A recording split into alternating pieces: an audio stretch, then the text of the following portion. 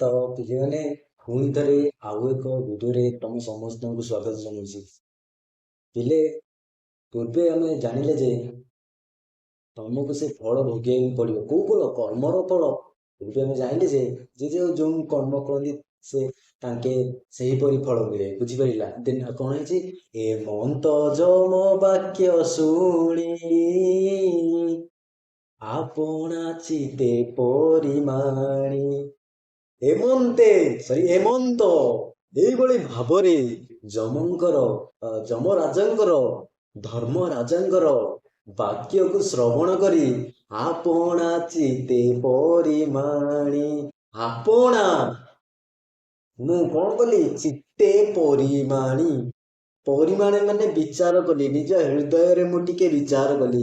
ଯମରାଜାଙ୍କର ବାକ୍ୟ ଶୁଣି ଏଇଭଳି ଭାବରେ ଯମରାଜେ କହୁଛନ୍ତି ଶୁଭ ଅଶୁଭ କର୍ମଫଳ ଭୋଗ କରିବା ପାଇଁ ପଡ଼ିବ। ପାପ ଅଛି, ପୁଣ୍ୟ ମଧ୍ୟ ଅଛି। କାହାକୁ ଆଗ ଭୋଗ କରିବେ କୁହନ୍ତୁ? ବୁଝିପାରୁଛ ନା? ତାମାନେ ପିଲେ ଦେଖ, ଏଠି ଯମରାଜ ଅପସନ ଦେଉଛନ୍ତି। କାହିଁକି ଅପସନ ଦେଉଛନ୍ତି? ତମେ ମାନେ କ୍ୱେଶ୍ଚିନ୍ କରିବ ଯେ ସାର୍ କାହିଁକି ଅପସନ ଦେଲେ?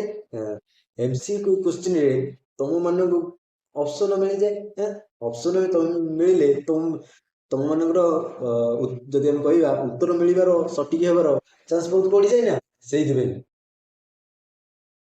ଯମରାଜ ଏଠି ଅପସନ ଦେଉଛନ୍ତି। କାହିଁକି? କାରଣ ସେ ପୁଣ୍ୟବନ୍ତ ହୋଇଥିବାରୁ, ତାମାନେ ନୃଗରାଜ ପୁଣ୍ୟବନ୍ତ ହୋଇଥିବାରୁ ଯମରାଜ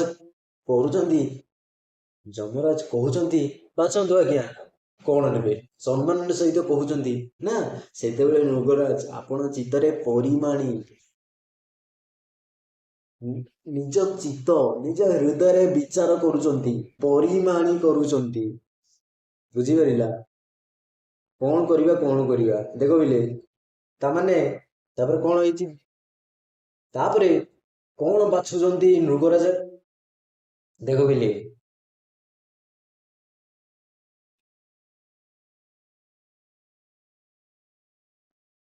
ଅନେକ ଅଛି ପୁଣ୍ୟ ରାଶି କିଞ୍ଚିତ ପାତକ ପ୍ରକାଶୀ। ନୃଗରାଜ କହୁଛନ୍ତି ଅନେକ ଅଛି ପୁଣ୍ୟ ରାଶି। ଆରେ ଆରେ ଆରେ, ମୋର ତ ବହୁତ ପୁଣ୍ୟ ମୁଁ କରିଛି ନା। କେତେ କଣ ଦାନ କରିଛି? ଭୂଦାନକୁ ଦେଇଛି, ସବୁ କିଛି ଦାନ କରିଛି, ଗୋଦାନ କରିଛି, ସବୁ କିଛି କରିଛି। ତାମାନେ ପୁଣ୍ୟ ରାଶି ମୋର ବହୁତ। ପୁଣ୍ୟ ରାଶି କହିଲେ ସଂଖ୍ୟା ବିଶେଷ ପୁଣ୍ୟ ରାଶି। ପୁଣ୍ୟ ମୋର ରାଶି ରାଶି ଅଛି। ପରନ୍ତୁ କିଞ୍ଚିତ ପାତକ ପ୍ରକାଶୀ, ପରନ୍ତୁ କିଛି ସାମାନ୍ୟ କିଛି ପାତକ ପାପ ଖାଲି ପ୍ରକାଶ ଲାଭ କରିଛି, ବା ସାମାନ୍ୟ କିଛି ପାପ ଅଛି। ଦେନ୍ ତାପରେ କଣ? ଆଗ ବୁଞ୍ଜିବି ପାପ ଭାର,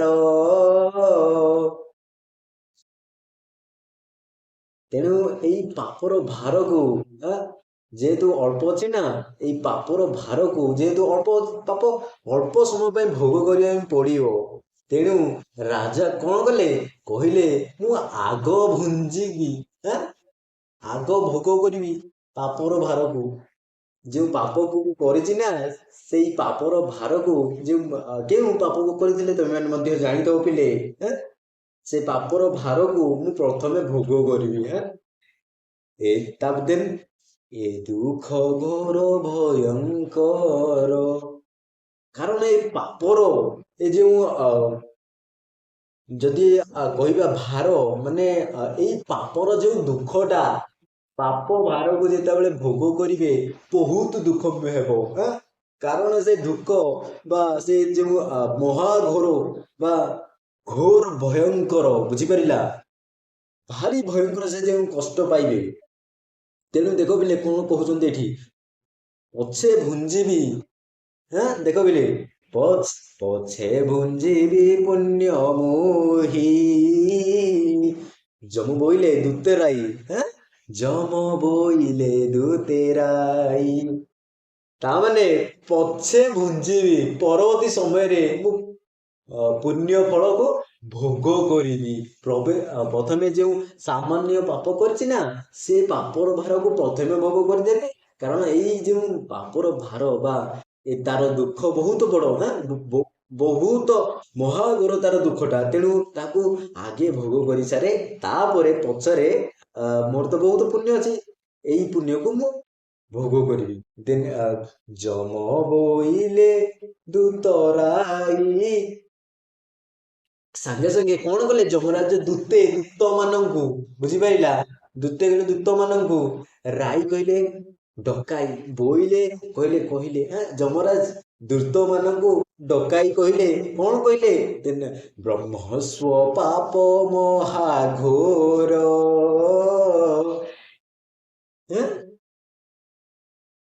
ବ୍ରହ୍ମସ୍ୱ ବ୍ରାହ୍ମଣଙ୍କର ପାପ ମହାଘୋର, ତାମାନେ ବ୍ରହ୍ମସ୍ୱ କହିଲେ ବ୍ରାହ୍ମଣ ମାନଙ୍କୁ ଦିଆଯାଇଥିବା ଯେଉଁ ଦାନର, ଯେଉଁ ଜିନିଷ ଦିଆଯାଇଥିବ ତାକୁ ଯଦି ଗ୍ରହଣ କରିନବା, ତାମାନେ ବ୍ରାହ୍ମଣଙ୍କଠୁ ଯେଉଁ ପାପ ମିଳିଥାଏ ସେଇ ପାପ ମହାଘୋର, ମାନେ ବହୁତ ଭୟଙ୍କର ସେ ପାପ, ଏହାକୁ କୁର୍କଲାସକର, ବୁଝିପାରିଲା, ତେଣୁ ଏହାକୁ ଏଣ୍ଡୁଅ କରିଦିଅନ୍ତୁ। ତାମାନେ ଯଦି ଆମେ କହିବା ବ୍ରହ୍ମସ୍ୱ, ଯେଉଁ ବ୍ରାହ୍ମଣ ମାନଙ୍କର ସମ୍ପତ୍ତି, ବୁଝିପାରୁଛ ନା, ସେଇ ତଜ୍ଜନିତ ପାପ ଭାରି ଭୟଙ୍କର ପାପ ସିଏ, ଏବଂ ଏହାକୁ କ୍ରୋକଲାସକର, ବୁଝିପାରିଲା, ଏଇ ମୃଗରାଜଙ୍କୁ କ୍ରୋକଲାସକର। ସାଙ୍ଗେ ସାଙ୍ଗେ କଣ ହେଇଛି ନା, ଯେତକ କଥା ଯମରାଜ କହିଛନ୍ତି ସେ ତତ୍କ୍ଷଣେ କ୍ରୋକଲାସ ପାଲଟି ଯାଇଛନ୍ତି। କେଉଁ ପାଲଟି ଯାଇଛନ୍ତି?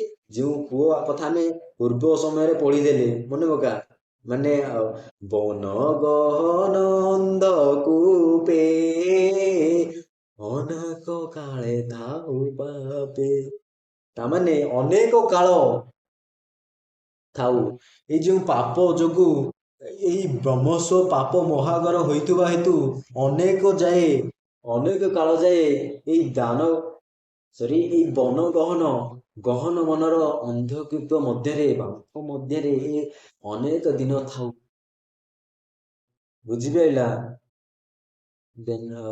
ଏମନ୍ତ ବୋଲୁ ଯମ, ଏମନ୍ତ ଏଇଭଳି ଯମରାଜ କହୁ କହୁ ଲଭିଲି କ୍ରୋକଲାସ ଜନ୍ମ, ସାଙ୍ଗେ ସାଙ୍ଗେ ଗୋଟିଏ ସେକେଣ୍ଡ ବି ଏପଟ ସେପଟ ହୋଇନାହିଁ, ସାଙ୍ଗେ ସାଙ୍ଗେ ଏଣ୍ଡୁଅ ରୂପ ଧାରଣ କରି କୂପ ମଧ୍ୟରେ ପଡିଗଲି, ମୁଣ୍ଡ ତଳକୁ ହେଇଗଲା, ଲାଞ୍ଜ ଉପରକୁ ହେଇଗଲା, ମାନେ ବହୁତ କଷ୍ଟରେ ମୁଁ ରହିଲି। ଦେନ୍ ଆତ୍ମ ସଂଯୋଗ କାଳେ ମୁହି, ବୁଝିପାରିଲା, ଡାକିଲି କର ମତେ ତ୍ରାହି, ଆତ୍ମସଂଯୋଗ ସମୟରେ କଣ କଲି, ମୁଁ ଡାକିଲି ମତେ ତ୍ରାହି କର, ମତେ ରକ୍ଷା କର। ଦେନ୍ ତା ଶୁଣି ଯମ କଣ କଲା, ଏକଥା ଯେତେବେଳେ ଯମରାଜ ଶ୍ରବଣ କରିଛନ୍ତି, ଆରେ ଏ ପାପ ଅନ୍ତେ ମହିପାଳ, ଯେତେବେଳେ ଏଇ ପାପର ଅନ୍ତ ସମୟ ଆସିବ,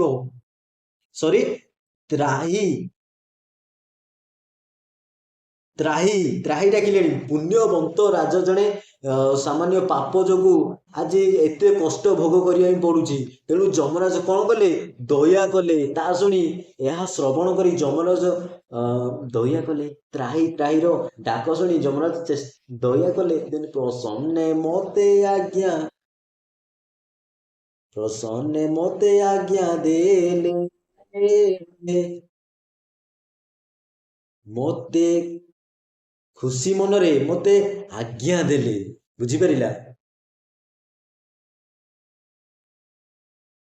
କଣ ଆଜ୍ଞା ଦେଲେ, ଏ ପାପ ଅନ୍ତେ ମହିପାଳ, ଯେତେବେଳେ ଏଇ ପାପର ଅନ୍ତ ସମୟ ଆସିବ, ତାମାନେ ଯେତେବେଳେ ତମେ କରିଥିବା ପାପର ଫଳ କମି କମି ଆସିବ, ଯେତେବେଳେ ତମେ ମାନେ ପାପ ଶୂନ୍ୟ ହୋଇଯିବ, ମହିପାଳ, ଏଇ ପୃଥିବୀର ଯିଏ ସମ୍ରାଟ, ଯିଏ ପୃଥିବୀକୁ ପାଳନ କରୁଛନ୍ତି, ସେ ମହିପାଳ, ଭେଟିବୁ ମଦନ ଗୋପାଳ,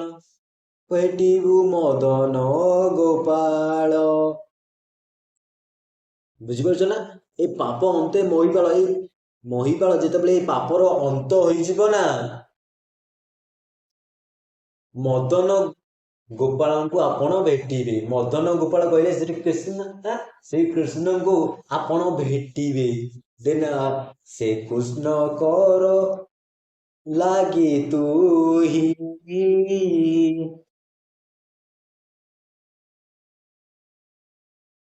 ସେଇ କୃଷ୍ଣଙ୍କର କର ସ୍ପର୍ଶରେ ପବିତ୍ର କର ସ୍ପର୍ଶ ଲାଭ କରି ଦେନ୍ ତକ୍ଷଣେ ଦିବ୍ୟ ତନୁ ବହି, ସଙ୍ଗେ ସଙ୍ଗେ ତୁ ଦିବ୍ୟ ତନୁ ଧାରଣ କରିବୁ। ଏବଂ କିଭଳି କୃଷ୍ଣ ଆସିକି ଉଠେଇ ଆଣିଥିଲେ ଏବଂ କିଭଳି ସେ ଦିବ୍ୟ ତନୁ ଲାଭ କରିଥିଲେ, ସେ କଥା ମଧ୍ୟ ଆମେ ପୂର୍ବ ଅଧ୍ୟାୟରେ ପାଠ କରିସାରିଛେ ପିଲେ। ଆଜି ଯଦି ତମେ ମାନେ ଦେଖିବା ପାଇଁ ଚାହିଁବ, ଯୋଉମାନେ ଦେଖିନ, ଡିସ୍କ୍ରିପସନରେ ତା ଲିଙ୍କ ଦେଇଦେଇଛି। ସବୁ ଭିଡିଓର କିଛି କିଛି ଲିଙ୍କ ଅଛି, ତମେ ମାନେ ଯାଇକି ସେଠି ଦେଖିପାରିବ, ଚେକ୍ କରିନବ। ତେଣୁ ଦେଖ ବିଲେ ଆଉ କଣ କୁହାଯାଉଛି, ସ୍ୱର୍ଗେ ବସିବୁ ପୁଣ୍ୟ ବଳେ ନିଜ ସୁକୃତ ତପ ଫଳେ। ତାମାନେ ଏଇ ଯୋଉ ତପ ଫଳରୁ, ଏଇ ଯୋଉ ତପ କରିଛନ୍ତି, ଏଇ ଯୋଉ ପୁଣ୍ୟ କାମ କରିଛନ୍ତି, ସେ ପୁଣ୍ୟ କାମର ଫଳ ସ୍ୱରୂପ କଣ ହେବ, ସ୍ୱର୍ଗେ ବସିବୁ ପୁଣ୍ୟ ବଳେ। ପୁଣ୍ୟ ବଳ ପାଇଁ ବା ପୁଣ୍ୟ ବଳ ହେତୁ ପୁଣ୍ୟ ଯେଉଁ ଫଳ ମିଳିଲା, ତା ହେତୁ ସ୍ୱର୍ଗରେ ତୁ ବସିବୁ। ଦେନ୍ ନିଜ ସୁକୃତ ତପ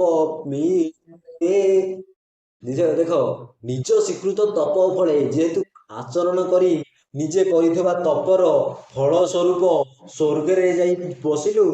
ଦେନ୍ ଭୂନାଥ ତୋର ଆଜ୍ଞା ବଳେ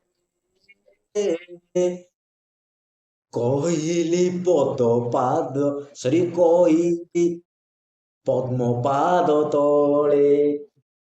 ପଦ୍ମ ପାଦ ତଳେ ତାମାନେ ହେ ନାଥ, ହେ ଜନାର୍ଦ୍ଦନ, ହେ ଶ୍ରୀକୃଷ୍ଣ, ଆପଣଙ୍କ ଆଜ୍ଞା ବଳରେ ଆପଣଙ୍କର ଯେଉଁ ପ୍ରବେଶ କରିଥିଲେ, ଯେ କୁହନ୍ତୁ ଆପଣ କିଏ ଏବଂ ଆପଣଙ୍କ କାହିଁକି କହିଥିଲେ ଆପଣ ଯେ ମୁଁ ଏଠି କାହିଁକି ପଢିଛି, ସେ କଥା କୁହନ୍ତୁ ବୋଲି ଆପଣ ଆଜ୍ଞା ବଳରେ ମୁଁ ସବୁ କଥା ଆପଣଙ୍କ ଆଗରେ ଆପଣଙ୍କର ପଦ୍ମ ପାଦ ତଳେ ସବୁ କଥା କହିଲି। ତାହେଲେ ହେମନ୍ତ କହି ନୃଗରାଜ କଣ କଲେ, ଦେନ୍ କୃଷ୍ଣ ଚରଣେ କଲା ପୂଜା।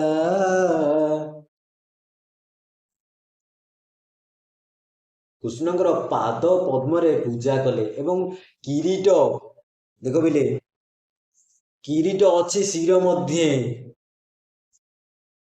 କିରୀଟ ଅଛି। କିରୀଟ କହିଲେ କିଭଳି ଥିଲା, ରବି ସମ କିରୀଟ ଥିଲା। ଆମେ ପୂର୍ବ ପାଠ କରିଛେ, ଆଲୋଚନା କରିଛେ, ଶିରେ ମୁକୁଟର ବିପ୍ରାଏ ନମିଲା ଗୋବିନ୍ଦର ପାଏ। ତାମାନେ ମୁକୁଟ ଥିଲା, ସୂର୍ଯ୍ୟ ସଦୃଶ ମୁକୁଟ ମସ୍ତକରେ ଥିଲା ନା, ତାମାନେ କିରୀଟ ଅଛି ଶିର ମଧ୍ୟେ, ବୁଝିପାରିଲା, ମସ୍ତକରେ ମୁକୁଟ ରହିଛି। ଦେନ୍ ନମିଲା ଗୋବିନ୍ଦର ପାଦ ପଦେ, ନମିଲା କୃଷ୍ଣ ପାଦ, ନମିଲା କୃଷ୍ଣ ପଦ୍ମ ପାଦେ। ତାମାନେ ପଦ୍ମ ପାଦେ, ତାମାନେ କୃଷ୍ଣଙ୍କର ପାଦ ପଦ୍ମରେ ନମସ୍କାର କଲା ନୃଗରାଜ। ଦେନ୍ କଣ କଲେ ସେ, ତକ୍ଷଣେ ବସି ତକ୍ଷଣେ ବସି ଦିବ୍ୟ ରଥେ, ଦିବ୍ୟ ରଥ ଆସିଗଲା।